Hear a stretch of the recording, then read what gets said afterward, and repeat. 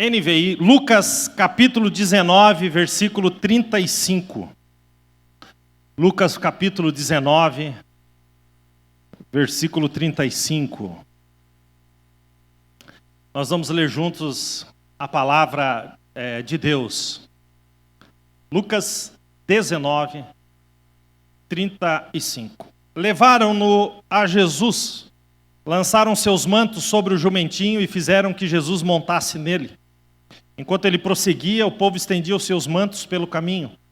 Quando ele já estava perto da descida do Monte das Oliveiras, toda a multidão dos discípulos começou a louvar a Deus alegremente, em alta voz, por todos os milagres que tinham visto. Exclamavam: Bendito o Rei que vem em nome do Senhor, paz no céu, glória nas alturas. Alguns dos fariseus que estavam no meio da multidão disseram a Jesus: Mestre, repreende os teus discípulos. Eu lhes digo, respondeu ele, se eles se calarem, as pedras clamarão. Quando se aproximou, viu a cidade, Jesus chorou sobre ela e disse: Se você compreendesse nesse dia, sim, você também, o que traz a paz, mas agora isso está oculto aos seus olhos. Virão dias em que os seus inimigos construirão trincheiras contra você e a rodearão e a cercarão de todos os lados. Também a lançarão por terra, você e seus filhos. Não deixarão pedra sobre pedra, porque você não reconheceu o tempo em que Deus a visitaria. Queridos, a Bíblia Sagrada mostra 3 vezes Jesus chorando. 3 vezes na Bíblia. No Novo Testamento você tem Jesus chorando. Jesus, na primeira vez, ele está chorando num funeral. Quando ele vai até o funeral do seu amigo Lázaro, ali em João capítulo 11, e diante do sofrimento da morte, da tristeza da morte, porque, não se esqueça, pelo pecado entrou a morte no mundo, o salário do pecado é a morte, mas o dom gratuito de Deus é a vida eterna. E quando o Senhor Jesus entra dentro desse ambiente de choro, de morte, né, ele tem o seu espírito agitado e ele chora, né, diante daquela cena.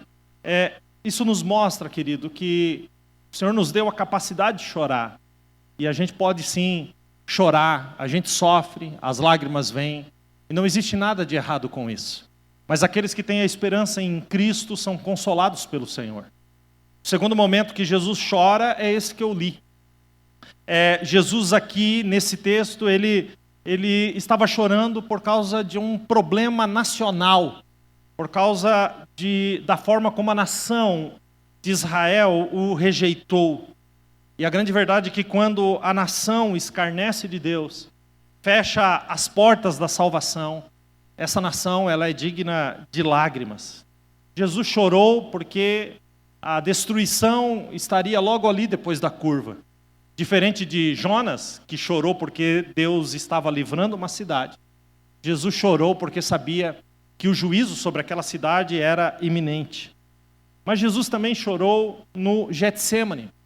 E aí você pode dizer para mim, pastor, eu li já os textos de Jesus no Getsêmani, e ali no texto não diz que ele chorou, mas nós temos um texto complementar. Hebreus capítulo 5, versículo 7, diz assim: Durante os dias de Jesus, de vida na terra, Jesus ofereceu orações e súplicas, escute agora, e em alta voz e com lágrimas, àquele que o podia salvar da morte, sendo ouvido por causa da sua reverente submissão.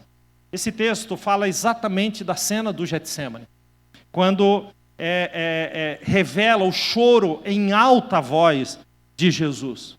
No Getsêmani ele está enfrentando a batalha da humanidade, talvez a mais terrível batalha da humanidade. E ali naquele jardim, ele admite a sua angústia para si mesmo. Porque a gente lê o texto e o texto diz que ele começou a angustiar-se. Ele admite angústia para ele mesmo. Ele também admite angústia para os seus discípulos. Ele diz para os discípulos: Ficai comigo, vigiai e orai, a minha alma está angustiada até a morte. Mas ele também admite a sua angústia para o Pai, quando ele diz: Pai, se possível for, afasta de mim esse cálice. E aqui nós temos a vitória nossa, quando ele diz, mas não seja feita a minha, e sim a tua vontade. A submissão, ele chorou nesse momento. O choro de Jesus não foi na violência da cruz, mas ali no jardim, diante do cálice da ira de Deus, que ele decide voluntariamente beber. Então, a gente tem que entender, aqui nessa passagem, que cumprir o propósito de Deus não é fácil, gente. Jesus cumpriu o seu propósito debaixo de lágrimas. E talvez aqui seja algo que faça muita gente entender algumas coisas aqui.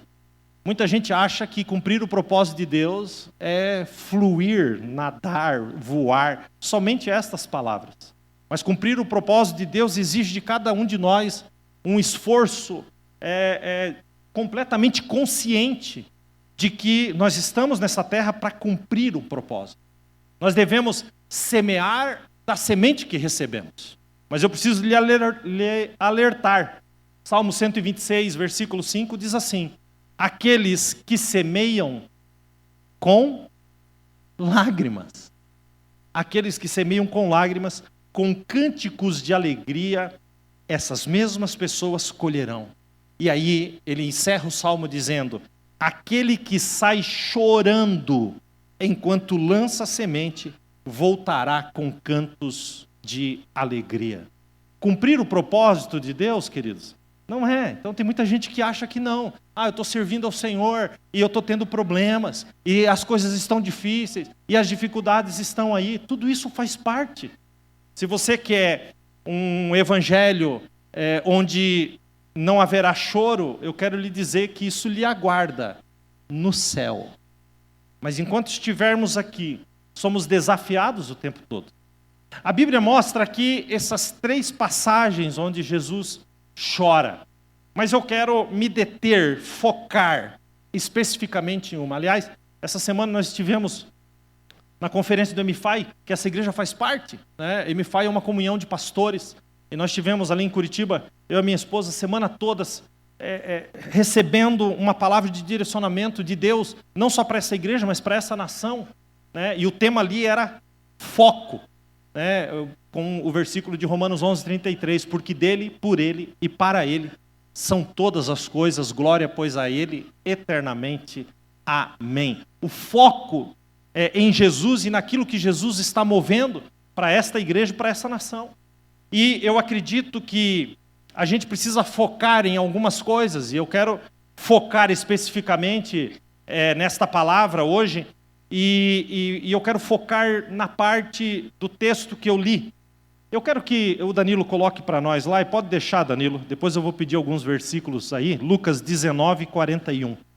A Bíblia diz aqui no texto que eu li, que quando se aproximou e viu a cidade, chorou sobre ela. Jesus chorou sobre ela. Queridos, essa passagem, o contexto dessa passagem é muito próximo da crucificação. Isso acontece na quinta-feira. Jesus foi crucificado na sexta. Jesus tem a entrada triunfal, né, pela porta dourada lá de Jerusalém, para cumprir a palavra profética de que o Messias entraria por aquela porta. Isso foi na quinta. Na quinta noite, nós temos o momento da ceia. E na sexta-feira, nós temos a crucificação. Então, observe como isso está ali nas horas finais de Jesus. E Jesus, ele monta num jumentinho e ele entra pela porta dourada, né, uma das portas da cidade de Jerusalém, como o Messias. Né? E hoje lá, se você visitar lá, os muçulmanos fizeram, na frente dessa porta, eles fizeram um cemitério para que o Messias não entre por ali, porque o Messias não pisaria sobre os mortos. Gente, mal sabem eles que o Messias já entrou há 2000 anos atrás, montado num jumentinho pelaquela mesma porta. E era Páscoa, e vocês conhecem a história, havia uma multidão, uma cidade com pouco mais, talvez, aí de 100 mil pessoas ao seu redor, tinha mais de 1,5 milhão de pessoas.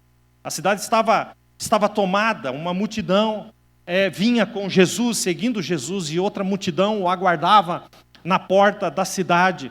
E ele desce o Monte das Oliveiras e ele vai margeando ali o Monte Moriá, né? Ele atravessa o Vale do Cedron.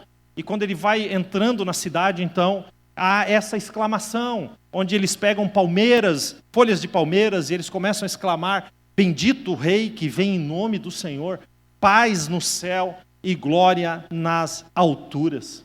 Mas quando Jesus vê a cidade, o texto diz que Jesus chora sobre ela.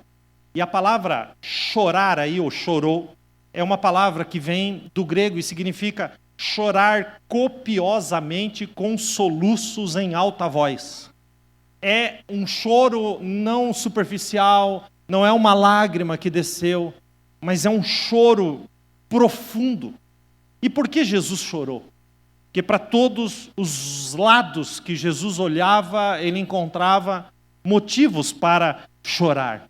Quando ele olhou para trás, ele percebeu quantas oportunidades Deus deu àquela nação, quantos profetas foram enviados, quantas mensagens, quantos alertas, quantas profecias, quantos ensinamentos, quantas pregações, quantos milagres que eles experimentaram. Querido, Jerusalém é uma figura de nós mesmos. Todos vocês que estão aqui, quantas mensagens vocês já ouviram? Quantos alertas vocês receberam? Quantos ensinamentos, pregações, quantas coisas vocês viram Jesus fazer? Essa cidade, apesar de tudo isso, de tudo que havia experimentado, eles rejeitaram a graça de Deus. E agora Deus está chorando, Jesus está chorando. Quando ele olha para dentro daquela cidade, ele vê uma cegueira espiritual, uma ignorância espiritual. Ele vê um povo de coração endurecido. E olha que Deus preparou o caminho, né? Através de João Batista. Lucas 1,17 diz: irá adiante de Jesus o espírito e virtude de Elias, em João Batista. E ele, então, para converter o coração dos pais aos filhos, dos rebeldes à prudência dos justos, com o fim de preparar o caminho do Senhor. Mas o que acontece? Jesus foi rejeitado, preso, crucificado e morto. João 1,11 diz: ele veio para o que era seu, mas os seus o rejeitaram. Em outra tradução diz: mas os seus não o receberam. Quando ele olha ao redor, ele vê atividades religiosas caducadas. Ele vê tradições que não comunicam mais nada. O templo estava lá, lindo e pomposo, mas havia sido transformado num grande mercado a céu aberto. A Bíblia diz em Mateus 21,13 que o próprio Senhor Jesus diz: está escrito, a minha casa será chamada casa de oração, mas vocês estão fazendo dela um covil de ladrões. Os líderes queriam matá-lo, tudo era cena e teatro espiritual. Isso é o que é chamado de religiosidade. É o levantar de mãos sem conexão com o Pai. É o dizer que ama Jesus, mas não tem atitudes que provam isso. E quando Jesus olha para frente, quando Jesus olha para o futuro, ele vê um terrível julgamento prestes a desabar sobre Jerusalém. Ele viu profeticamente que naquela bela cidade com um lindo templo não ficaria pedra sobre pedra. Roma iria invadir, Jerusalém seria destruído e a cidade seria queimada. A parábola das minas fala a respeito de um rei e de como os seus súditos o rejeitaram. Se você abrir a sua Bíblia, em Lucas 19,14 diz assim: os seus súditos o odiavam e depois enviaram uma delegação para dizer: não queremos que você seja rei sobre nós. Eles negaram o reinado do seu próprio rei. Foi exatamente aqui um retrato do que foi feito com Jesus. Lembram da cena de Jesus diante de Pilatos, Mateus 27:24? Ele diz: estou inocente do sangue desse justo. Considerem isso. E respondendo o povo disse: que o sangue dele caia sobre nós e os nossos filhos. Observem aonde foi, aonde estava o lugar. Jesus não chorou por chorar. Jesus não se emocionou. Foi tão bom o tempo que eu tive aqui, agora estou emocionado porque eu vou morrer e vou deixar vocês. Não, gente. O choro de Jesus é algo muito sério. E quando a gente olha para esse texto que eu li, de Lucas, capítulo de número 19, a gente tem 2 lições nesse texto. E eu quero trazer para vocês aqui 2 lições. Mas eu queria muito que você redobrasse a sua atenção. Eu quero dividir isso em 2 partes. Primeiro, a abrangência do choro.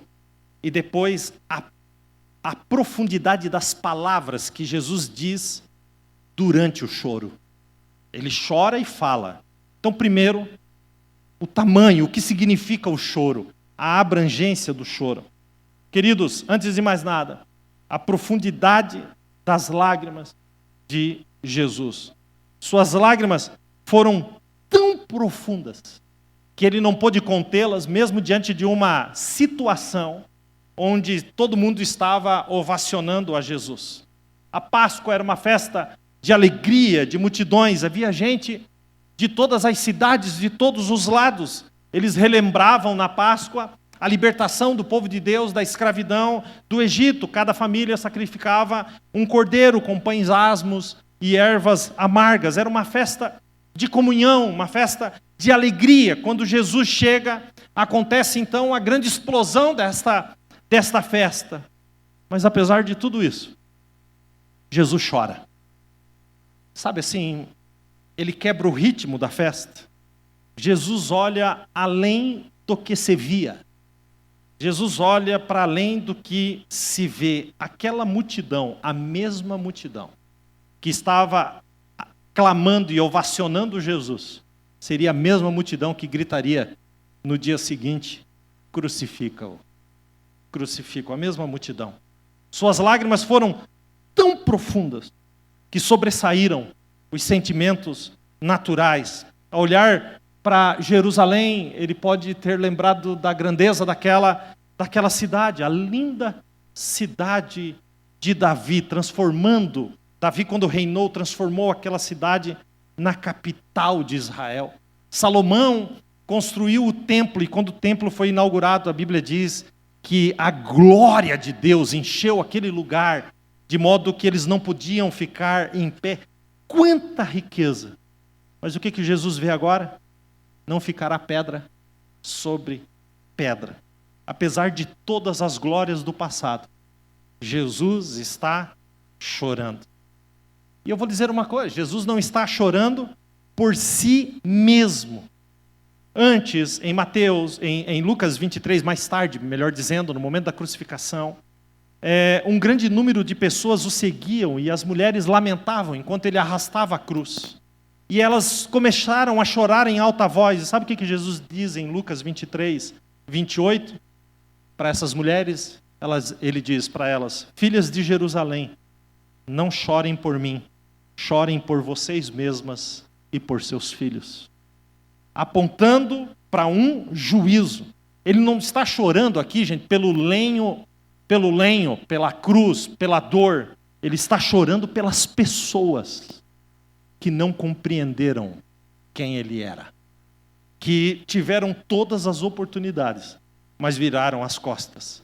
As lágrimas de Jesus revelam a sua natureza compassiva diante da traição, diante da covardia do sinédrio, da crueldade daqueles soldados, da atitude do povo. Ele poderia simplesmente fulminá-los se decidisse ali abrir mão do sacrifício. Mas ele não faz isso. Ele chora. Ele se comove.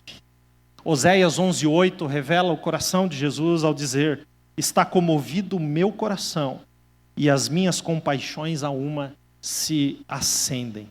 Ele chora porque o povo amou mais as trevas do que a luz. Ele chora porque o povo preferiu a morte do que a vida. Queridos, isso é tão, tão, tão sério. O choro de Jesus revela o coração do Senhor. Tem um texto em Ezequiel em que Deus diz assim: não tenho prazer na morte dos ímpios, antes tenho prazer que eles se desviem dos seus caminhos e vivam. Voltem-se dos seus maus caminhos, diz o Senhor. Queridos, a revelação de um Deus que chorou por aqueles que se rebelaram contra Ele. Hoje ainda, a voz do Espírito de Deus grita no meio da sua igreja.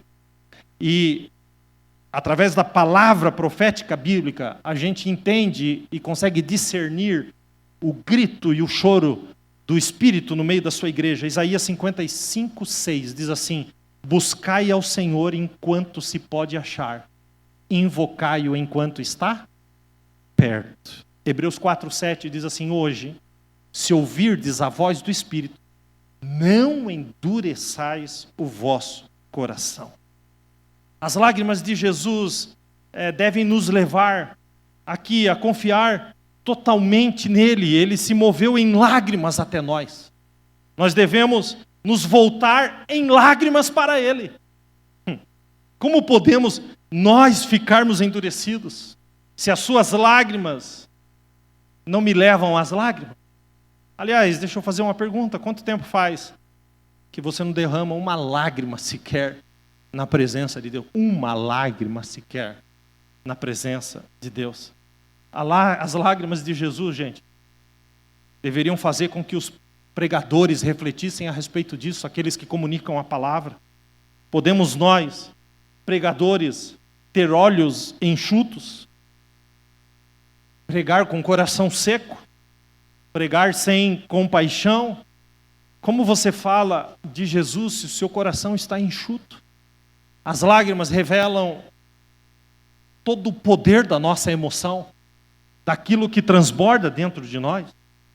As lágrimas de Jesus nos mostram como os pecadores devem se aproximar dele. Isso é um pedido de Deus. Observe o que Deus diz em Joel, capítulo 2:12. Ainda assim, agora mesmo, diz o Senhor. O que ele vai dizer? Convertam-se a mim de todo o vosso coração e façam isso com jejuns, com choro e com pranto. O Jesus que chora exige de nós o mesmo nível de aproximação, de comprometimento, e a gente parece que tem os olhos tão enxutos.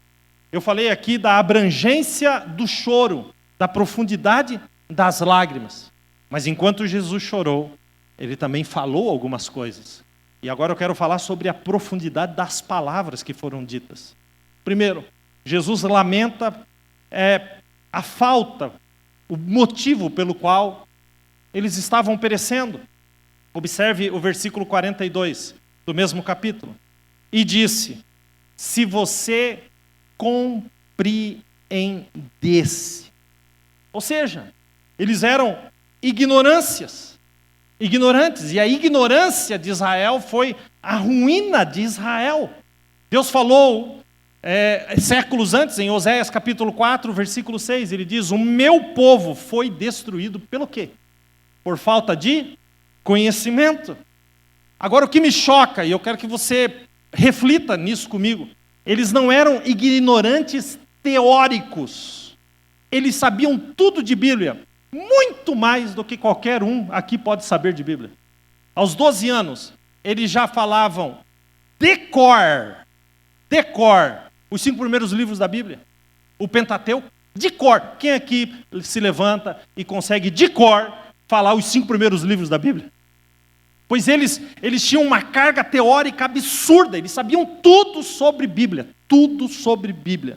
Eles iam ao templo, eles faziam sacrifícios, mas Isaías, o profeta Isaías já havia denunciado o coração deles. Em Isaías 1:3 diz assim: o boi reconhece o seu dono, o jumento conhece a manjedoura do seu proprietário, mas o meu povo não me conhece, o meu povo não me compreende. Olha essa palavra profética. Sabe o que isso significa? Que é possível, sim, frequentar uma igreja, ler a Bíblia, ser religioso, mas ainda assim não conhecer o Senhor. Eu temo a Deus que esta igreja seja uma igreja frequentada por pessoas que não conheçam a Deus. Por isso, meu irmão, eu te faço um convite muito particular. Se lance na presença do Senhor e conheça o Senhor profundamente. Porque a gente pode viver uma vida rodeada de luz e ainda assim estar em trevas. Ainda assim estar em trevas. É muito grave. Gente, Jesus não chorou sobre Roma. Jesus não chorou sobre a Grécia. Jesus chorou sobre Jerusalém. É sobre eles que Jesus chorou, a cidade dos escribas, que copiavam a lei, que eram responsáveis para que houvesse novas cópias. A cidade dos fariseus, que conheciam tudo sobre Bíblia, a cidade do templo, a Jerusalém de Deus. É sobre ela que Jesus chorou. E Jesus lamenta a felicidade que eles tinham perdido. Observe esse versículo. E disse, se você compreendesse nesse dia, sim, você também, o que traz a paz. Eles perderam. Você sabe o que significa Jerusalém? Não sabe? Então fique sabendo hoje. Cidade de paz. Cidade de paz. É isso que significa. A cidade de paz não tem paz. A cidade da paz não conheceu a paz. O príncipe da paz. A cidade da paz rejeitou. Efésios capítulo 2, versículo 14 diz assim: porque Cristo é a nossa paz. Olha, Deus mandou profeta, gente. Deus mandou mensagem. Deus mandou João Batista. E nesse tempo, Deus tem me enviado esta igreja para pregar a palavra de Deus. Ninguém aqui é inocente. Todos vocês têm acesso à palavra de Deus. Não existe paz para quem não tem Jesus. Isaías 57 diz assim, preste atenção, versículo 20. Os ímpios são como o mar agitado, incapaz de sossegar, cujas águas expelem lama e lodo, um mar sujo. Para os ímpios não há paz, diz o Senhor. Queridos, isso é a palavra de Deus. Mas louvado seja Deus que hoje aqui, nessa manhã, existe a paz do Senhor para reconciliar aquele que Ele ama com o Pai. Jesus lamenta sobre as pessoas que tinham perdido a paz. Observe, se você, vamos juntos, se você compreendesse, o que está escrito ali? Neste dia, os povos fluíam para Jerusalém. Os maiores profetas passaram ali. Mas eles perderam o tempo da visitação do Senhor. Queridos, quando você vai para o Velho Testamento, em Êxodo, Faraó é uma figura do diabo. E Moisés ali é uma figura de Cristo, dentro da tipologia bíblica. Toda vez que uma praga vinha, Faraó chamava Moisés e dizia, olha, eu vou liberar o povo. Só que tem um detalhe na palavra ali de Faraó. Faraó dizia assim, amanhã eu libero o povo. Amanhã eu libero o povo. Amanhã eu libero o povo. Queridos, o tempo de Deus não é amanhã para nós. O tempo de Deus, a Bíblia diz em Hebreus, exatamente assim. Antes, exortai-vos uns aos outros durante o tempo que se chama hoje. Qual que é o tempo de Deus? Hoje. Qual que é o tempo do diabo na nossa cabeça? Deixa para amanhã. Não, você não precisa consertar nada hoje. Amanhã. O diabo sempre protela. Ele diz, não, é capaz de ele encostar em você e dizer assim, você está certinho, tem que entregar mesmo, tem que alinhar a sua vida. Mas faz isso amanhã. Ele não se preocupa que você tenha uma convicção de pecado, desde que você não se arrependa dele. Ele não se preocupa que você tenha a certeza de que precisa mudar, desde que não mude. Ou que ele coloque em você essa procrastinação. Deixa para amanhã, deixa para amanhã, deixa para amanhã. O que diz a palavra de Deus? Hoje, se ouvirdes a voz do Espírito, não endureçais o coração. Eles perderam o dia da visitação do Senhor. Quantos de nós que crescemos na igreja, alimentados pela palavra, e outros até que conhecem a Bíblia, e eu posso levantar aqui o meu próprio testemunho, porque eu fui criado na igreja, com 15 anos eu estava fazendo seminário, mas eu posso confessar diante de todos vocês aqui, eu não conhecia o Senhor. Já tinha lido a Bíblia mais de uma vez, mas não tinha a revelação de quem Deus era. Eu achava que o Senhor era um Deus teórico, um Deus que habita fora e não dentro, um Deus de domingo, um Deus dos momentos em que eu estava lendo a Bíblia e não da rua ou da onde eu estivesse. Qualquer um de nós pode ser enganados por isso. E como eu disse, quantos de nós crescemos na igreja alimentados pela palavra, conhecemos a Bíblia, mas quantos perdem o tempo da visitação do Senhor? Eu posso lhe dizer uma coisa, nessa manhã aqui, do jeitinho que eu estou falando, Jesus está nos visitando. Esse é um tempo de visitação de Jesus à sua casa, à sua igreja. Ele nos visita aqui hoje. Mas Jesus lamenta pela oportunidade que eles tinham negligenciado. Até então, querido, Jerusalém tem festa. Presta bem atenção nisso. Jerusalém tem festa. Jerusalém tem profeta. E você tem isso também. Jerusalém tem música. Jerusalém tem mestres. Jerusalém tem milagres. Mas agora, o Filho de Deus é que está entrando naquele lugar. Era o próprio Deus entrando ali. E o que eles fazem? O arrancam de dentro da cidade, o levam para fora do muro e o penduram no madeiro e o matam. Eles o rejeitam. Eles ignoraram, eles rejeitaram a oferta máxima da graça de Deus. Se rejeitam o filho, queridos, vou falar isso rasgado aqui. Se você rejeita o filho, não existe mais esperança. Não existe esperança fora do Filho. Se você dizer não para Jesus, não te resta esperança. Olha o que Jesus diz em Mateus 23 e 37. Ele fala a nosso respeito nessa manhã. Ele diz assim: Jerusalém, Jerusalém, chorando, gente, em alta voz, em soluço. Jerusalém, Jerusalém, Jerusalém, que mata os profetas, que apedreja os que lhes são enviados. Quantas vezes essa palavra é sobre nós? Quantas vezes eu quis reunir cada um de vocês como a galinha reúne os seus pintinhos debaixo das suas asas, vírgula. Sabe como é que termina? Mas vocês não quiseram.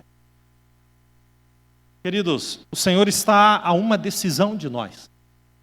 Jesus lamenta porque via a grande ruína que viria sobre Jerusalém. Observe o 43, o Danilo vai pôr para nós. 43 e 44. Escute ali o que Jesus diz chorando.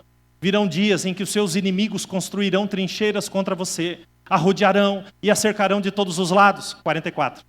Também a lançarão por terra, você e seus filhos não deixarão pedra sobre pedra. Por quê? Porque você não reconheceu a oportunidade que Deus concedeu. Queridos, o que acontece é que Jerusalém recusa o Senhor. Jesus fez milagres, pregou, curou, libertou, mas Jerusalém recusou Jesus. Naquela cidade, Jesus ressuscitou. Foi assunto aos céus. Naquela cidade, o Espírito Santo desceu, mas Jerusalém perseguiu os apóstolos e foi matando um após outro. Então, no ano 70, alguns anos mais tarde, Jerusalém foi invadida por Tito, pelo grande general Tito Vespasiano. Cercou aquela cidade. Faltou comida dentro da cidade. O cheiro de morte subiu daquela cidade. A cidade foi invadida. Eles varreram a cidade. Eles destruíram a cidade. Eles colocaram o templo abaixo e não ficou pedra sobre pedra. Jesus está chorando porque ao rejeitarem Jesus, eles estavam assinando a própria sentença de morte. Quem está entendendo isso? O choro de Jesus, queridos, é por aqueles que não reconheceram a sua visitação. Há uma visitação do Senhor para cada geração. Nós estamos tendo a visitação do Senhor. Mas muitos de nós preferimos pregá-lo fora da cidade. Deixa eu ficar aqui dentro com a minha religião, com as minhas festas, ouvindo pregações, mas Jesus fica fora. Eu não quero esse relacionamento próximo. Mas existe uma condenação iminente. Porque aquele que crê será salvo, mas quem não crê já está condenado. E depois as pessoas, às vezes eu encontro pessoas que dizem assim, se Deus é bom, então por que existe a condenação? Querido, Deus não condena ninguém. Você se autocondena através das suas atitudes. Você pode escolher. A escolha está na sua mão. Jesus está chorando. Aquela Jerusalém, bom, falei da profundidade da lágrima e da profundidade das palavras. Aquela Jerusalém é um símbolo de nós mesmos. Aquela Jerusalém aponta diretamente para cada um de nós, que somos visitados pelo Senhor, alcançados pela sua palavra. Reconhecemos e sabemos o nosso erro, mas não nos viramos para o Senhor e nos arrependemos dos nossos próprios pecados. Queridos, hoje, não endureça o coração. Tem um texto que eu acho maravilhoso, 2 Coríntios 6:2, diz assim, eu o ouvi no tempo favorável e socorri no dia da salvação. Digo-lhes que agora é o tempo favorável. Agora é o dia da salvação. Posso contar minha experiência para vocês? Minha experiência então foi que num culto, o pastor estava pregando a palavra. E as escamas dos meus olhos caíram. Eu vi o tamanho dos meus próprios pecados. Eu reconheci que eu precisava de Jesus. Eu entendi que o que eu vivia era religião. Que eu não tinha relacionamento com Ele.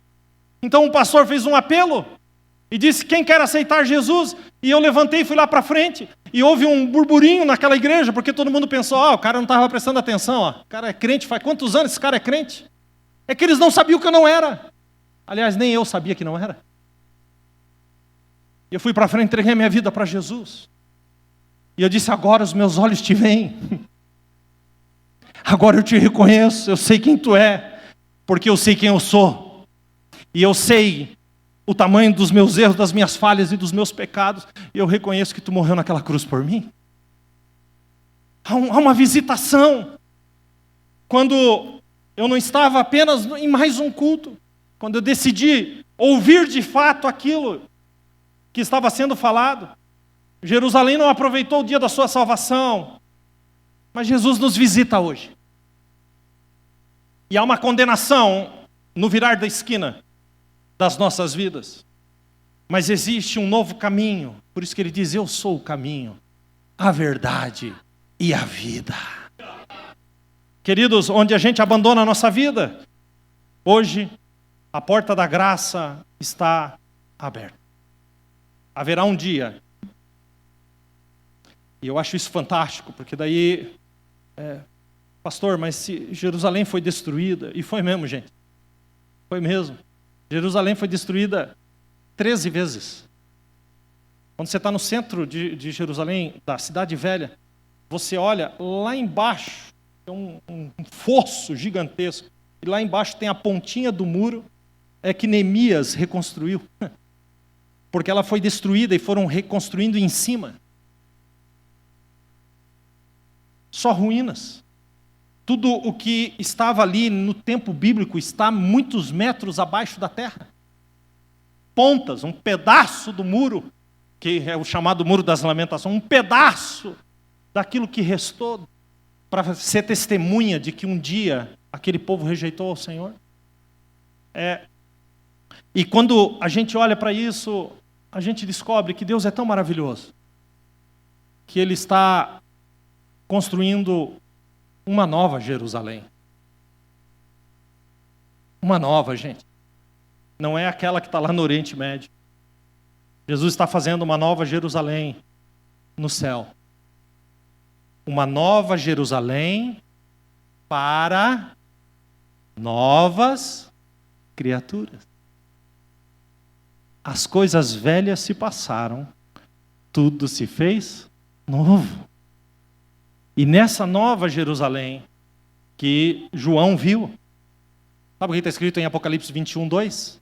Está escrito assim: vi a cidade santa, a nova Jerusalém, que descia do céu da parte de Deus, preparada como uma noiva adornada para o seu marido. Ah, pastor, mas cumprir o propósito é renúncia. Dói. Eu choro, é com lágrimas. Sabe qual que é a minha palavra para você? É mesmo. Com muita lágrima. Ah, mas na Nova Jerusalém, a Bíblia diz assim, Apocalipse 21, 4, Ele, o próprio Senhor, enxugará dos nossos olhos toda lágrima. Não haverá mais morte, nem tristeza, nem choro, nem dor, porque as antigas coisas se passaram. Eu não sei você, mas eu vivo por esse dia. Essa é a minha expectativa. Apocalipse 21, 7. Ao vencedor. O que é um vencedor? É aquele que entrega a sua própria vida para aquele que é mais do que vencedor. Nós somos vencedores em Cristo, porque Ele venceu todas as coisas. E Apocalipse 21, 7 diz assim, ao vencedor, o vencedor herdará tudo isso. Escute isso agora. E eu serei o seu Deus, e ele será o meu filho. Ah, queridos, lágrimas são derramadas hoje, mas amanhã não haverá mais choro. Hoje é o dia da visitação. Hoje é o dia da oportunidade. Você pode se levantar daqui, sair por aquela porta como um fariseu daquela época fazia, dizendo, eu conheço Bíblia, eu conheço Evangelho, eu estou na igreja há muitos anos, talvez, e sair por aquela porta e continuar as mesmas coisas. Ou você pode reconhecer a visitação do Senhor nesta manhã e você se aproximar dele com lágrimas. Eu quero que você se coloque de pé em nome de Jesus. Nessa manhã tão especial, uma manhã de ceia tão maravilhosa. Vocês têm aí, todo mundo tem o símbolo do sacrifício de Jesus. Você tem um cálice e um pão. E eu gostaria de, nesse momento, lhe dar a oportunidade, querido, de ter um momento com o Senhor. Ok? Os instrumentos vão nos conduzir aqui. E eu gostaria de te dar 1 ou 2 minutos para você ter um tempo. Quem está aqui comigo, amém? Para você ter um tempo com o Senhor. Nós vamos fazer aqui alguns minutos de oração. E eu gostaria que você tivesse tempo. Você pode orar sentado. Se você quiser, você está diante do Senhor. Você pode dobrar o seu joelho aí onde você estiver. Você pode orar em pé. Você pode fazer do jeito que você quiser. Mas que seja um momento muito particular. Entre você e o Senhor. Sabe, eu não vou botar o microfone na sua boca. Mas o Senhor conhece cada um de nós aqui. É só você e Deus. Então eu gostaria de fazer esse momento. Amém? Vamos ter esse momento. Eu gostaria que você fechasse seus olhos. Se você quiser dobrar os seus joelhos. Se você quiser orar em pé. Se você quiser sentar. Só você e Deus agora.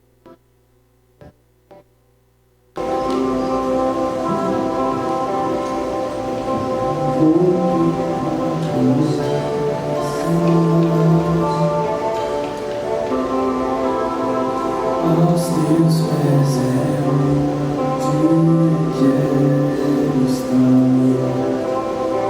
e meio a tua santidade.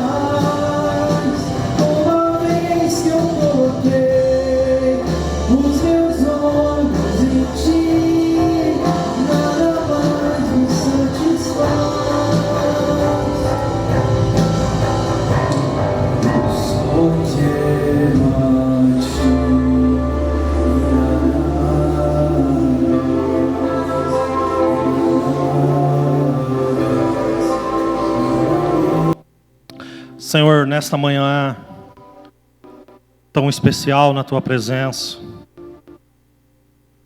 onde nós reconhecemos, Senhor, a Tua visitação. E diante de Ti, Senhor, nós nos rendemos.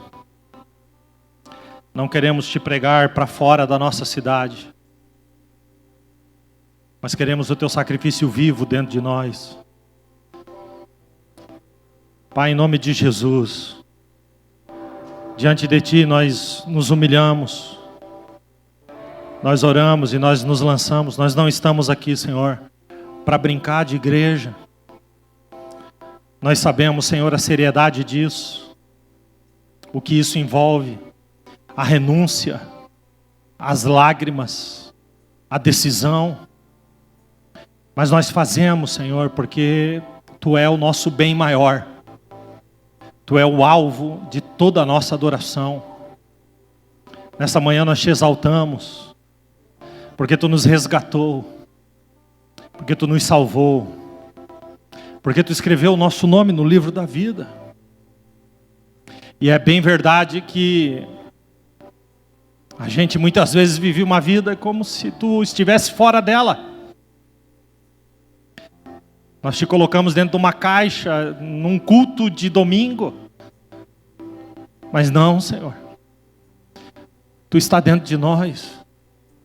Tu flui através de nós. Por isso, Pai, nesta manhã em que Tu passeia no nosso meio, o Teu Espírito se alegra de nós nesse lugar, quando os nossos olhos são colocados sobre Ti. Nós Te bendizemos, nós Te exaltamos.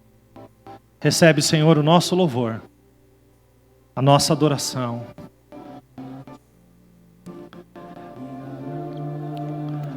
Queridos, eu quero que você fique de pé. Eu quero fazer uma pergunta. Existe alguém nesta manhã que está afastado dos caminhos do Senhor, gostaria de se reconciliar com Jesus nessa manhã? Eu não vou chamar você aqui à frente, eu vou orar daqui mesmo. Ou alguém que não entregou a vida para Jesus ainda e gostaria de entregar, tomar uma decisão por Cristo nessa manhã. Se existe alguém, você vai fazer um sinal, eu vou orar daqui mesmo, de onde você estiver. Eu posso orar por você. Existe alguém? Se existe alguém afastado ou que gostaria de entregar a sua vida para Jesus, antes de eu continuar, Isso, você, querido, lindo. Existe mais alguém? Isso, você, meu filho, lindo. Isso. Pedi aqui, pastores, para me ajudar. Pastor, me ajuda aqui, por favor. Isso. Existe mais alguém, queridos, que está aqui nessa manhã, que gostaria... Desse lado, existe mais alguém? Aqui, ó. Aqui, pastor Adriel. Aqui, ó. Existe mais alguém, gente? Desse lado, existe mais alguém? Existe? Muito bem. Vamos orar.